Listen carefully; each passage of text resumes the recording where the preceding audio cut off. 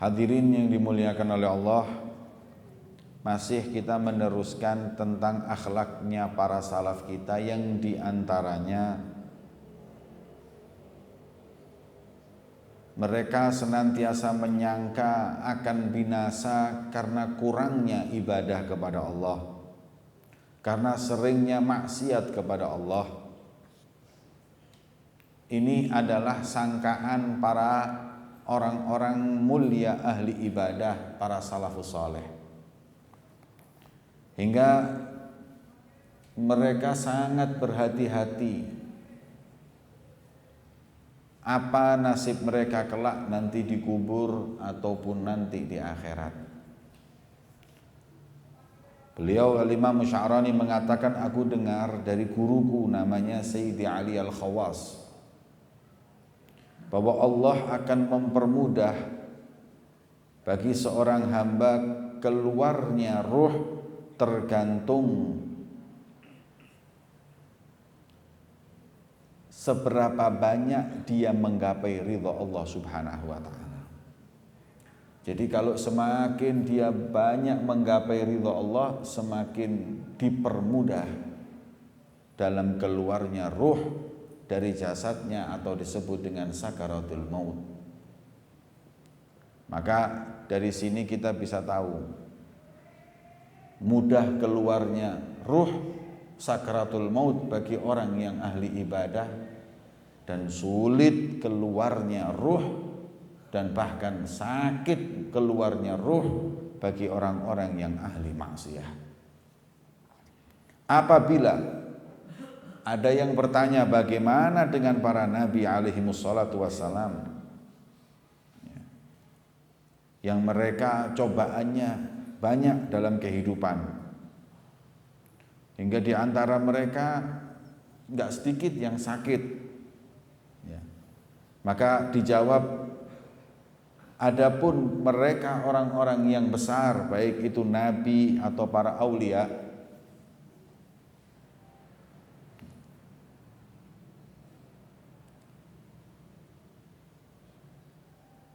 qad yakunu ta'dhiman li ujurihim, memang ketika sakratul maut diberatkan untuk memperbanyak pahalanya, karena yang namanya musibah itu semakin berat akan semakin memperbanyak pahala. La ilaqah dunyawiyah tajdzibuhum ilayya, bukan karena banyaknya maksiat yang dia lakukan waktu hidup di dunia, enggak ada kaitannya. Ya, bahkan kalau kita meyakini seperti itu haram, karena Nabi enggak pernah maksiat kepada Allah. Bahkan ada sebagian orang, ini mestinya harus dianu ini. Saya tulis ini tak ukir, gak dilaminating, diletakkan di rumah buat para ulama, para habaib. Apa? Yas'ubu alaih tulu' ruhihi. Kadang ulama habaib itu sulit ketika sakaratul maut keluarnya ruh li ajli talamizati, karena sebab murid-murid dan santrinya.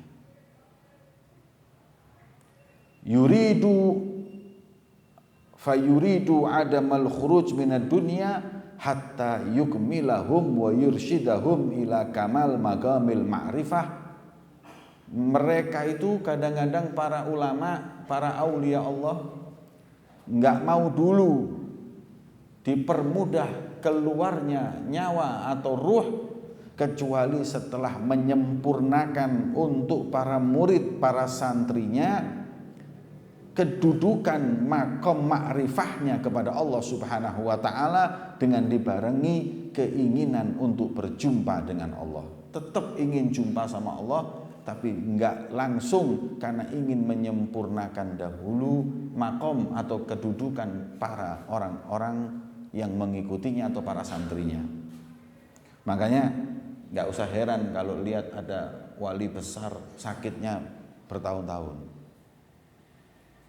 Ada wali min auliyaillah di ranjang itu tahunan hadirin.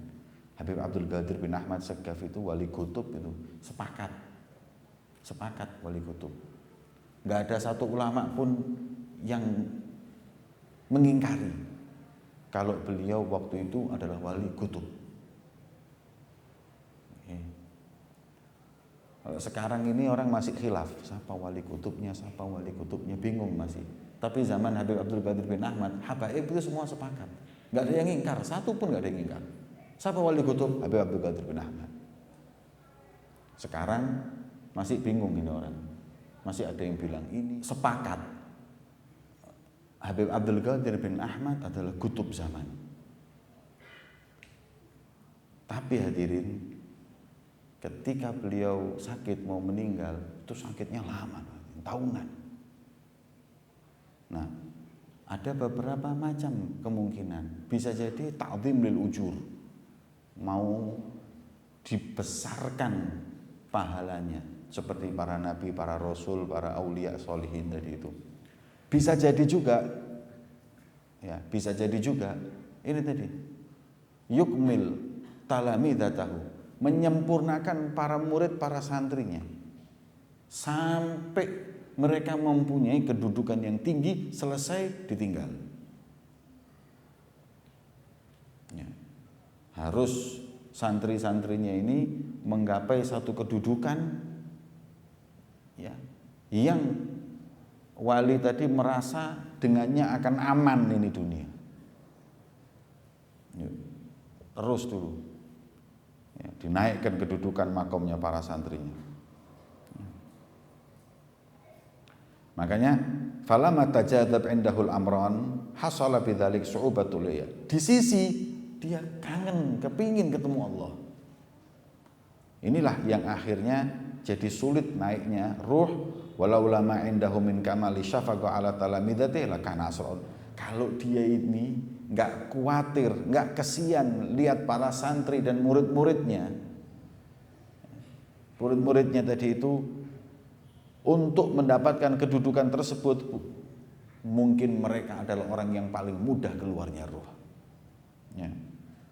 Talaban liliqaillah, karena sama-sama kangen, Allahnya pengen ketemu, ya, dianya pengen ketemu Allah. Man ahabba liqa Allah, ahabballahu liqa'ah. Orang yang pengen kangen ketemu Allah, Allah juga pengen dan kangen ketemu dia. Makanya nggak mungkin kalau mereka itu sulit keluarnya ruh, kecuali karena sebab-sebab tadi itu. Wa kana Wahab bin Munabbih rahimahullahu taala yaqul, beliau berkata, sa'ala Banu Israil Isa alaihi salam an yuhyiya lahum Sam bin Nuh alaihi wassalatu wassalam. Nabi Isa itu kan nabi yang disebut dengan Ruhullah, bisa menghidupkan orang mati, bisa menyembuhkan orang sakit. Orang sakit disembuhkan, orang sakit disembuhkan, orang sakit disembuhkan. Akhirnya mereka ingin mukjizat yang lebih dari itu, orang mati disembuhkan. Ya wis, orang Bani Israel kurang, ya, dikasih orang sakit disembuhkan, mesti nggak percaya. Akhirnya orang mati nyembuhkan, bisa nggak? Bisa. Akhirnya beberapa orang meninggal, beliau izin kepada Allah untuk menghidupkan kembali hidup. Nabi Isa ini menghidupkan orang mati, hadirin. Sudah menghidupkan orang mati ini kan sudah jelas, ya, kan berarti sudah ini pasti mukjizat. Bani Israel itu ruwet, paling ruwetnya wong Bani Israel. Makanya dikirim Fir'aun dia. Nih, Bani Israel itu ruwet. Hingga ruwet akhirnya dikirim Fir'aun yang apa namanya, yang membantai orang-orang Bani Israel itu. Ya gara-gara mereka itu sombong, nggak mau ngakui kebenaran, terus tekak. Kono aja tekak-tekak kayak Bani Israel kono. Ya, dijak ngomong iku dikandani iku sing, ya aja repot. Oleh kancamu sing pengku arek kon Bani Israel kono.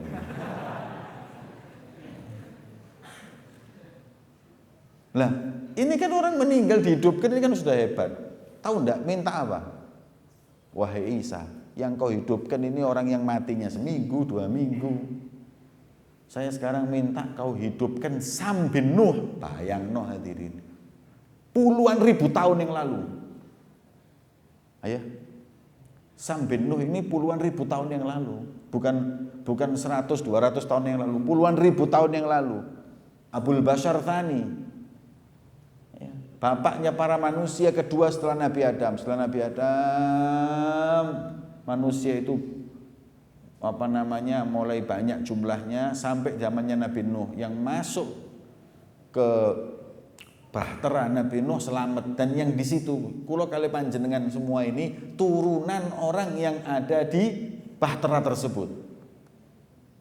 Ya, kita semua turunan yang di bahtera itu. Dan hewan-hewan ini juga turunannya yang di bahtera itu. Karena itu banjir bandang itu satu dunia ini, satu bumi ini entek di banjir. Habis, kecuali yang di bahtera itu yang selamat. Terus habis gitu ketika Nabi Nuh ngajak anak dan istrinya, anaknya ini yang namanya ya Sam ini nggak mau. Nah itu disuruh menghidupkan oleh Bani Israel. Bayangno. Nek kon Nabi uripno iki Sam. Sam. Modelnya Arema Sam kira. Kemudian katanya aruni gobrahu. Katanya Nabi Isa, siap. Mana? Tunjukkan kepadaku kuburannya si Sam tadi. Fadhahabu bihi ilaihi. Ya wes, ayo saya tunjukkan. Pergi, tunjukkan. Fawaqafa ala qabrihi. Berdiri di kuburannya Nabi Isa. Wa qala, ya Sam, qum bi idznillah. Sam, jarene Sam, oyi. Berdirilah kau dengan izin Allah. Faqama hayyan, keluar dari kuburan tadi. Keluar dari kuburan, qama hayyan wa idza bi ra'sihi wa lihyatihi bayda. Kaget Nabi Isa. Sam keluar dari kubur dalam keadaan jenggotnya putih semua, rambutnya putih semuanya. Faqala lahu Isa, berkata Isa kepadanya, ya Sam, wahai Sam, innaka qad mutta wa sya'ruka aswad. Kau dulu waktu mati, setauku dalam sejarah kau masih muda, rambutmu hitam semua. Kenapa kok sekarang jadi putih kayak gini? Faqala Sam, na'am, iya betul apa yang kau katakan. Aku meninggal muda, masih hitam semua. Walakinni lamma sami'tu nida, tapi aku tadi ini ketika mendengar ada seruan untuk bangun. Sam, bangun. Seruan itu membuatku takut. Karena aku kira itu seruan untuk hari kiamat.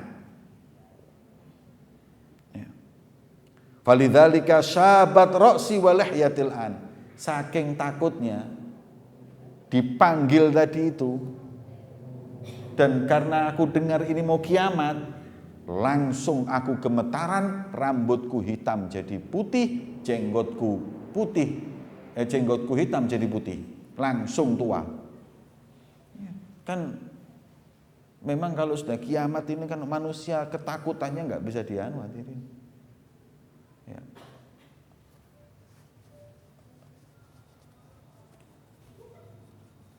Yauma yaj'alul wildana syiba. Di Quran disebutkan hari kiamat itu anak muda ini begitu kiamat sangkakala ditiupkan, anak muda ini langsung saking takutnya rambutnya putih semua. Gimana menakutkannya kiamat itu? Yauma tadhalu kullu murdi'atin amma arda'at. Tadhalu itu tangsa. Ibu yang menyusui anaknya, siapa sih yang lupa dengan anaknya? Lupa. Wa tadau kullu dzati hamlin hamlaha. Orang hamil usia masih 5 bulan 6 bulan, lihat kiamat bunyi tut brojol. Kan medeni ya. Medeni lho kiamat ini. Iki krungu ngono tok langsung putih lho rambutnya. Makanya waktu ada riwayat hadis Rasulullah ketika ceramah, ono sing takon, Kanjeng Nabi, kiamat kapan? Lho ya apa sih wong iki? Iki wong dregdeg kan ini kiamat, iki malah nantang kapan kiamat. Ja'al A'rabi takon, ya Rasulullah, mata saat kapan kiamat? Kayak modelnya kayak takon, siapa iki? Terus nopo gak urip iki nae? Kapan kiamat? Ndang mari ya wis ya. Kapan kiamat? Ini A'rabi ini orang gunung. Kan orang ini kalau Rasulullah ini kalau sudah cerita kiamat, gemeter ini sahabat. Ini tanya kapan kiamat. Makanya sahabat kan bingung, ya apa sih wong iki? Takon kapan kiamat? Nah, kemudian Rasulullah meneruskan ceramah atau dakwahnya, baru kemudian tadi yang tanya kapan kiamat yang mana? Ini Rasulullah. Saya tanya balik kepadamu, ma'adattalaha. Apa persiapan untuk kiamat yang menakutkan itu? Polos ini jawabannya. Ma'adattulaha bikathratis shalah. Aku enggak punya persiapan salat, enggak punya persiapan puasa. Ghairu anni uhibbullaha wa rasulah. Saya cuman modalnya cinta Allah dan cinta kepadamu Rasulullah. Kemudian dengar hal itu, langsung Rasulullah mengatakan anta ma'aman ahbabta. Nek ngono kau bersama orang yang kau cintai. Sayyidina Anas di situ ada. Kejadian ini ada Sayyidina Anas. Langsung Sayyidina Anas ngomong apa? Wallahi, demi Allah, aku enggak pernah bahagia semenjak aku masuk Islam ini kecuali 2 kali. Yang pertama ketika aku syahadat, yang kedua ketika mendengar Rasul mengatakan engkau bersama orang yang kau cintai. Alhamdulillah, kabar gembira habis. Nah intinya kiamat seperti itu. Iki sam iki takutnya kiamat sampai putih rambutnya. Kemudian faqala lahu Isa kam laka minas sinin mayyit, berapa tahun kau mati? Dia jawab 5.000 tahun. Wa ilal an lam tadhhab anni hararah tulu'ar ruh. Aku ini sudah mati 5.000 tahun dan sampai detik ini pedihnya sakaratul maut masih belum hilang. Sakitnya keluarnya nyawa dari tubuhku ketika itu sampai sekarang panasnya ini belum hilang. 5.000 tahun. Ya, makanya orang semuanya takut sakaratul maut ini hadirin. Saya itu kalau sudah dapat ngubur orang, takziah, terus saya dengar beliau sebelum meninggal bilang ya Allah, terus meninggal. Aduh, kepinta ganteng ini rasanya. Terus kono sing aku sing ketam kono. Karena kalau sudah orang hidup terus nutup hidupnya, orang meninggal nutup hidupnya dengan zikir. Ya kemarin saya takziah orang mau meninggalnya itu dalam keadaan pakai tasbih cetekan sampai ngapal begini. Itu kan nikmat hadirin. Terus anaknya nangis, tak ora kon nangis apa? Ibu sedo, lho, ibumu seneng. Kau ini sing kudu ditangisi. Gak jelas kon kok iku. Matimu ya apa kok? Nyekel tasbih apa nyekel rib? Nggak tahu. Jangan ditangisi, ya nangis ya mungkin. Tapi kalau ditangisi orang meninggalnya enak kayak gitu kok. Yang perlu ditangisi ini kita. Kita bisa nggak meninggal dalam keadaan seperti itu? Makanya yang ditakuti salaf kan seperti itu hadirin. Kalau sudah dengar kan ba'dus sholihin itu hadirin, para wali Allah itu kalau sudah punya rasa kedekatan sama Allah di majelis ataupun ketika ibadah qiyamul lail, kemudian munajat sama Allah, terus merasakan unus itu apa? Unus itu merasakan khusyuk, hatinya seneng, cepet-cepet minta mati. Karena alangkah nikmatnya meninggal dalam keadaan dia lagi kasmaran sama Allah, lagi cinta dan sayang sama Allah. Pas meninggal, ya Allah enaknya kayak apa? Karena ba'dus sholihin ketika dia itu merasakan nikmatnya itu langsung ingat, ya Rabb, ighbid ruhi, ya Allah cabutan nyawaku, ya Allah cabutan. Diterima, dikabulkan sama Allah. Di tengah-tengah dia munajat meninggal dunia. Kenapa? Dia mengatakan apa? Belum tentu perasaan ini kembali lagi dalam hidupku. Ini pas enak-enaknya. Pas enak-enaknya. Jadi aku harus nutup kehidupan dengan keadaan seperti ini. Kemudian wa kana Isa alaihi salam idza dzukira yaumul qiyamah baina yadayhi yasih kasiyahi tsukala. Ya. Dan Nabi Isa sendiri kalau diingatkan tentang kiamat nangis seperti tangisan orang yang ditinggal meninggal oleh saudaranya. Wong kepaten. Guguk-guguk iku Nabi Isa, eling kiamat nangis. Nah, lagi takon kapan kiamat? Makanya kejadian mata sa'ah itu kan bukan cuma tanya kapan kiamat ya Allah, ya Rasulullah, kayak orang pengen tahu, enggak. Ini yang membuat bingung sahabat ini adalah beraninya dia tanya seperti itu. Kemudian wa yaqulu ya la yanbaghi li ibni Maryam an yaskuta inda dzikril qiyamah. Enggak pantas buat Ibnu Maryam Isa ketika diingatkan kiamat kemudian dia diam tidak menangis, enggak pantas. Wa kana Wuhaib al-Makki rahimahullah taala yaqul kaifa yanbaghi li ahad an yadhhaka fid dunya wa huwa ya'lam anna baina yadayhi yaumil qiyamah sarakhat wa jaulat wa faqat yakadul insan an tanqati mafasiluhu min shiddatir ru'b wal khuf. Ya. Kaifa yanbaghi li ahad an yadhhak fid dunya. Bagaimana ada orang bisa tertawa hidup di dunia dan dia tahu di hadapannya ada kiamat. Kiamat adalah tempat orang itu teriak, tempat orang keliling cari jalan keluar, tempat orang itu tercengang. Ya. Anda tahu kalau yang namanya kiamat itu datang, sendi-sendi manusia itu merotol, putus karena ketakutannya, min syiddati ru'b wal khauf, karena saking gemetaran ketakutan. Nggih, wong ngadeg keweden lak kon ketangkep polisi lak ngono apa? Gak usah kiamat kon. Gak nggih helm ketangkep polisi. Ndredeg nguyu are. Iku sik ketangkep silup kon. Ya, durung ketangkep ke polisi, ini belum kiamat kan.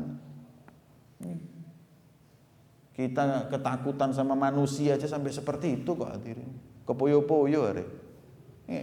Gimana dengan kita kiamat yang menakutkannya ribuan kali lipat itu?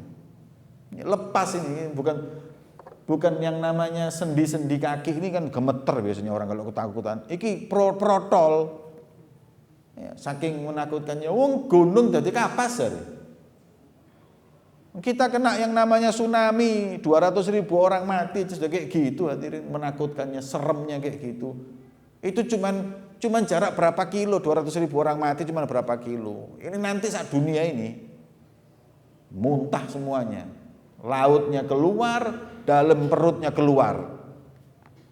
Penambang emas, penambang perak, penambang batu bara wis gak usah caterpillar, entenone metu dhewe kabeh iku. Gak sempet ngedol tapi kon matek dhisiki ya. Kemudian wa kana Abdullah bin Mas'ud radhiyallahu taala anhu yaqul fi qauli ta'ala fi yaumin kana miqdaruhu 50 alaf sanah. Kiamat itu adalah hari, satu hari rasanya kayak 50.000 tahun. Satu harinya kiamat. Ya. Kiamat ini kan tidak lama, sedilu tok, entek wis. Terus bukan bumi tok rek. Bukan cuman bumi, semua sak bulane, sak matahari, tawabrakan kabeh wis. Hancur ini semua sudah. Selesai hidup dunia ini selesai sudah. Ya, selesai dunia ini sudah. Tinggal yang namanya akhirat, kehidupan yang kekal abadi selamanya, surga atau neraka. Dan tidak ada yang ketiga. Ya. Kemudian qala wa huwa min tulu'i syamsi yaumis sabt ila nisfin nahar. Disebutkan bahwa yang namanya kiamat itu dari terbitnya matahari hari Sabtu. Waduh rek, ini dina Sabtu kiamat kon sik ribut gendaan ya Sabtu ini. Sabtu apel iki Sabtu.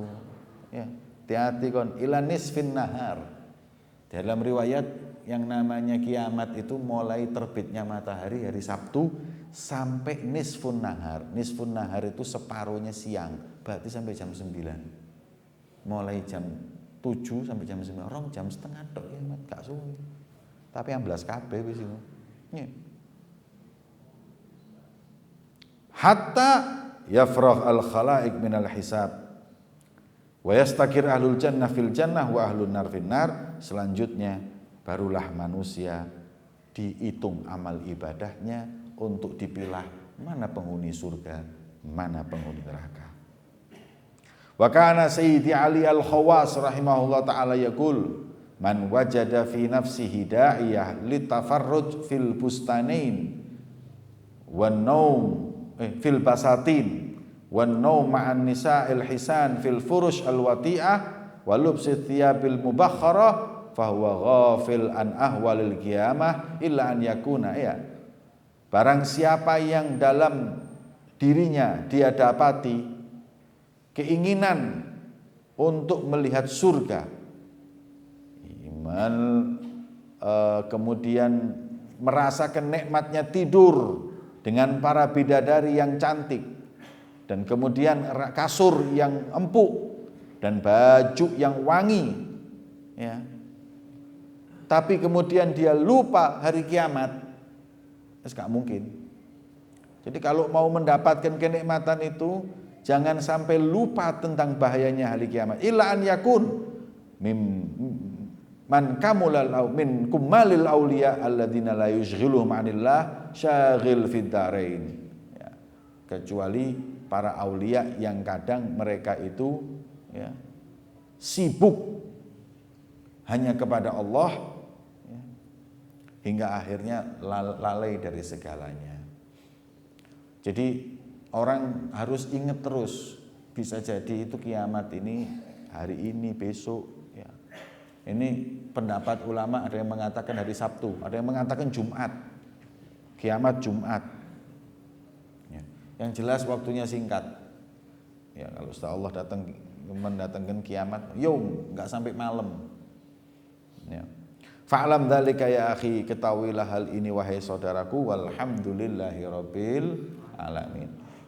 Kita kalau bicara tentang masalah kiamat, ini kan intinya gini. Intinya bagaimana takutnya para aulia wassolihin yang banyak ahli, banyak ibadahnya, banyak amal solehnya, tapi masih takut kalau bagaimana nanti menghadapi hari kiamat tersebut. Maka bagaimana dengan kita? Bagaimana nanti kita itu sakratul maut? Bagaimana nanti kita dikubur? Ini membuat mereka takut. Ini yang ahli ibadah. Bagaimana dengan kita yang sedikit ibadah? Kita ini sudah ibadah sedikit, nggak kualitas lagi. Ya. Makanya sampai disebutkan oleh sebagian ulama, kita ini ada pada zaman yang aneh, hadirin. Anehnya kenapa? Orang dulu itu ibadahnya banyak, nangisnya banyak, takutnya minta ampun. Lah kita saat ini ibadah kurang, kecampur riak dan macam-macam, tenangnya minta ampun. Makanya Imam Abdullah bin Alawi al-Haddad itu ketika mengarang kitab Nasha'ih Diniyah, beliau mengajarkan kitabul khauf war roja, tentang pentingnya rasa takut dan pentingnya berharap kepada Allah. Takut tok ya juga jangan, harus ada harapan. Berharap saja juga jangan, harus punya rasa takut.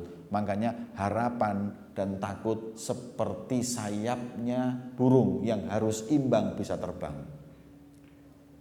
Kalau orang takut, hidupnya ketakutan, gak ada harapan, dia akan menjadi orang yang gak pede sama sekali kalau dia dapat rahmatnya Allah. Jadi hidupnya ketakutan terus.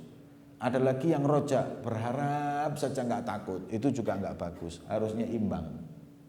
Nah, tetapi setiap ulama ngobati, sampean saya kasih obat, kadarnya itu kan dokter tahu. Sampean ini sakit, bawa ke dokter. Kata dokter, ambil ini dikasih puyer tuh. Ininya berapa kali, ininya berapa gram, ininya berapa gram, ininya sedikit aja, yang banyak sedikit. Kenapa? Dia tahu ini lebih banyak ininya daripada ini, jadi dikasih tahu ini kadar ini, jangan sampai salah. Nah, para ulama juga gitu. Setiap ngobati generasi itu dilihat. Kayak Imam Haddad aja dalam Nashoi Diniyahnya mengatakan, beliau membahas bab tentang takut itu 7 lembar. Bahas tentang rojak cuma 2 lembar. Ini perkiraan aja. Beliau mengatakan sengaja aku panjangkan masa yang bab takut dan aku sedikitkan tentang rojak karena aku lihat bahwa masyarakat sekarang orangnya santai-santai saja. Kurang rasa takutnya kepada Allah, maka aku tekankan rasa takut lebih banyak daripada rojak. Kalau ada orang yang takut tok gak ono rojake, aduh, ya juga hidupnya sengsara dia. Makanya mesti imbang.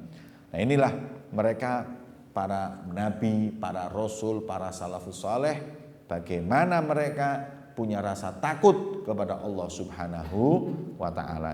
Karena ini cocok buat kita. Nakut-nakuti gini ini cocok buat kita. Karena kita kadang terlalu ngentengin. Suka mungkin mlebu neraka, selawatan ben Senin mlebu neraka. Ngono niku lho. Ya, kalau saya jadi Imam Haddad itu sak kitab kabeh. Butuh 7 lembar. 200 lembar takut kabeh. Kenapa? Karena sekarang ini ada pada zaman orang yang wis kan wedine blas mbek Gusti Allah. Nggih. Enggak ada takutnya sama sekali. Enggak takut musibah, enggak takut bala, enggak apa ini. Ya. Ini rasa takut ini kayak sudah enggak ada. Ulamanya enggak takut sama Allah. Nih, umaroknya lagi tambah gak ono wedine blas mbek Gusti Allah. Rakyatnya juga enggak takut sama Allah. Makanya kalau semuanya sudah enggak takut sama Allah, ya khawatir nanti ada musibah dan bala dari Allah Subhanahu wa taala. Ya. Makanya itu sumbernya ini ya pada kita, karena kita ini enggak takut sama Allah, akhirnya dikirimi sama Allah pemimpin yang enggak takut, ulama yang enggak takut. Ya. Sing salah ya awake dhewe kira. Ya. Coba kalau kita semua ini ayo taubat bersama, takut sama Allah, insya Allah kita diberi sama Allah itu pemimpin-pemimpin yang adil, ulama-ulama yang alim, yang amil, yang soleh. Ya. Maka itu para hadirin yang dimuliakan oleh Allah Subhanahu wa taala, mari terus berupaya. Ini caranya, Ustadz saya mau tanya, ini ya apa carane menambah rasa takut ini? Ulama mengatakan pertama, nambah rasa takut itu dengan ngaji. Harus mendengarkan di Al-Qur'an ancaman-ancaman untuk orang yang maksiat sama Allah. Dibaca. Hadis-hadisnya Nabi itu dibaca. Berilmu itu membuat orang takut. Satu. Yang kedua, buat orang takut itu mendengarkan manakib dan kisah orang-orang yang sudah mendapatkan akibat kemaksiatan dan lain-lainnya. Kisah-kisah itu penting itu. Dan terakhir kumpul sama orang yang takut sama Allah. Ini kumpulan kita ini harus jelas. Kalau kita kumpul dengan yang namanya orang gak takut sama Allah, walaupun kita nggak maksiat, setidaknya kita itu sudah mengentengkan kemaksiatan, itu bahaya. Ya. Jadi golek kanca sing wedi mbek Gusti Allah. Nabi kumpul setan sing iso diakali. Kita ini kadang merasa diri kita lebih dari Nabi. Kumpul orang nggak bener masih pede. Jono, aku iki ya kancaku nemakal. Tapi aku alhamdulillah gak pengaruh. Wis ngomongnya tok iku dobol misalnya. Ya. Jangan percaya omongan kayak gitu, nggak mungkin itu. Nggak mungkin hadirin. Siapa? Nabi ya? Nabi aja masih bisa ditipu kok sama iblis. Suruh buat makan minum buah khuldi itu. Enggak apa namanya, enggak masuk akal. Kumpul itu tiap hari hadirin. Kalau kumpul sekali-sekali enggak apa-apa. Masuk kancamu sing bau bajat. Tatone sak awak, garek motor tok sing gak ditato. Ya. Wis gak tahu sadar wis kubam tok. Ketemu didoakan, dinasihati enggak apa-apa. Kalau sekali ketemu enggak apa-apa. Tapi kalau terus-terusan bendina kumpul ya jangan. Ya. Kumpul itu mukhalatoh itu yang sering, tapi kalau enggak ma'rifah itu enggak apa-apa, kenal. Duduk dinasihatin enggak masalah. Jangan terus kita juga akhirnya risih melihat orang yang maksiat, jangan juga. Orang yang Anda risih itu belum tentu itu nanti dia itu terus seperti itu. Bisa jadi nanti yang ngasih syafaat kita yaumul qiyamah. Enggak, belum tentu. Tapi yang pasti kita harus jaga diri kita. Ya. Wong panuwun niku nek kumpul mbek wong sing gak panuwun, kira-kira sing panuwun waras apa sing resik iku panuwun. Wong kena corona ambek sing gak kena corona, lungguh bareng. Kira-kira sing corona waras apa sing waras corona? Makanya daripada itu kita sama corona aja takutnya seperti itu. Waduh, aku dulu ketularan. Tapi akhlaknya kita kok nggak takut. Ya walaupun kita mesti jaga. Ya. Kecuali kalau orang itu maksiatnya terang-terangan hadirin. Maka tunjukkan pula ketidaksukaan kita terang-terangan. Bahkan kalau belajar fikih sampean, sunnah adzan di kupingi wong maksiat. Bukan adzan, maaf, sujud syukur, maaf. Sunnah sujud syukur di hadapan orang yang ahli maksiat terang-terangan. Bukan adzan. Gara-gara kurung adzan ini. Sujud syukur, dan di antara sujud syukur adalah sujud syukur di hadapan. Jadi lek ngene omamu yo, tapi lek wani kon. Lek gak wani aja. Di pos kamling iku ana arek-arek main judi ambek ngombe. Iku sunahe para nono langsung sujud syukur. Allahu Akbar. Bingung wong, lapo kon? Alhamdulillah aku gak pecat kayak raimu. Loh iya, itu sunnah, itu ada di fikih itu. Tapi lek wani, lek lokum kon. Satu syaratnya itu. Kalau yang kedua, kalau dia jahroh, terang-terangan. Kalau sembunyi jangan hadirin. Dia maksiat, ada orang maksiat tapi sembunyi. Sudah, kita bukan urusan kita. Ya, wala tajassasu katanya Allah. Jangan cari-cari salahnya orang. Ono kon gak krungu di omahe iki, dekku ni arek iki main iki apa jenenge ganja. Sejarno. Biar polisi yang ngurus, kita enggak ada urusan. Ngombe itu dia sembunyi, itu urusannya dia sama Allah, urusannya dia sama pemerintah, kita nggak ikut campur. Terang-terangan ngarep omahe mek golotop ngono. Nah, ini kurang ajar. Ini kurang ajar. Ya, enggak benar. Ya, makanya daripada itu hati-hati. Saya ingatkan, kalau mau punya rasa takut, kumpul sama orang yang takut sama Allah. Dan hadiri majelis orang-orang yang takut kepada Allah Subhanahu wa taala. Makanya kadang-kadang wong nek wis hadir majelis pulang itu rasa takutnya itu lebih. Biasanya kadang-kadang mulai durung sembahyang isya wis meneh akhirnya gampang. Wah, aku kesel. Gusti Allah mosok gak ero lah awak kesel. Nah, itu kalau kita mungkin habis pulang kerja, habis kumpul orang-orang. Tapi kalau sudah habis majelis gini, belum sholat isya, pulang itu belum sholat, ya astagfirullah. Loh kaya aku ngadir majelis gak sembahyang rek. Nah, iki berarti kita harus kecipratan khauf, kumpul. Gak boleh kon nonton bal-balan, mulai terus meneh wis. Ya. Rasa-rasa ngene. Ya. Kayak ada tukang ya. Tukang saya punya tukang itu jarang sholat, saya ingatkan. Saya lupa bahasa Jawanya, sibuk ya, ical. Ada bahasa halusnya, sibuk. Mas kan nggak tahu belajar bahasa daerah biar sekarang. Apa ya? Enggak, bukan kerja. Ada bahasa Jawanya sibuk ini, repot gitu, repot. Ewot ya, ewet. Ya kurang titik, dawet kurang titik. Ewet. Ewet ya, ewet saya masih ingat. Kalimatnya ewet itu. Dielingno.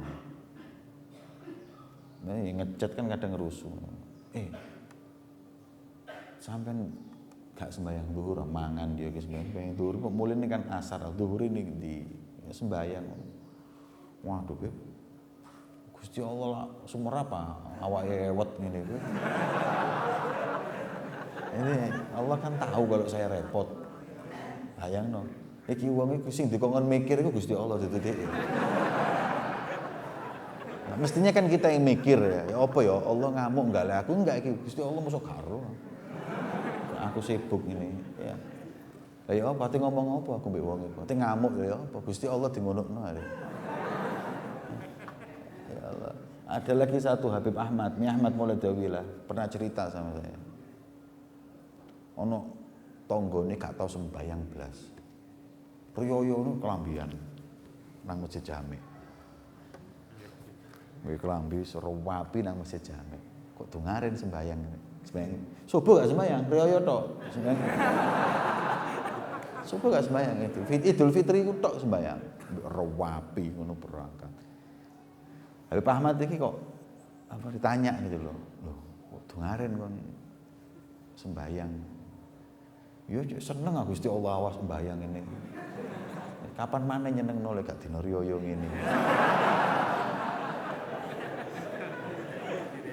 Jadi dia tuh mau sholat cuman mau nyenengno Gusti Allah. Dia dianggap yo apa Gusti Allah ngono lho ya. Masuk gak belas lho awake setahun gak sembayang. Masuk riyo gak sembayang. Cek seneng aku Gusti Allah aku. Ya serepot ngadepi wong koyo ngono. Wallahu a'lam bi shawab. Surah Al-Fatihah.